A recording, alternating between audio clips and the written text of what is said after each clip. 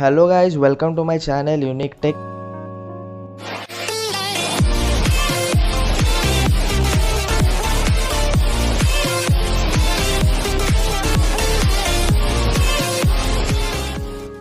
Apple said to plan thinner MacBook Air with MagSafe charger in Mac lineup reboot. The new MacBook Air is planned to be released during the second half of this year at the earliest or in 2022.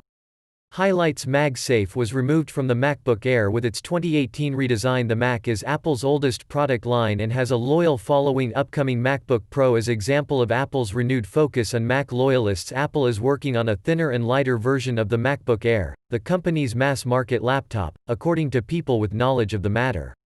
The new computer is planned to be released during the second half of this year at the earliest or in 2022. It will include Apple's MagSafe charging technology and a next-generation version of the company's in-house Mac processors. Apple has discussed making the laptop smaller by shrinking the border around the screen, which will remain 13 inches. The current model weighs 2.8 pounds and is just over half an inch at its thickest point.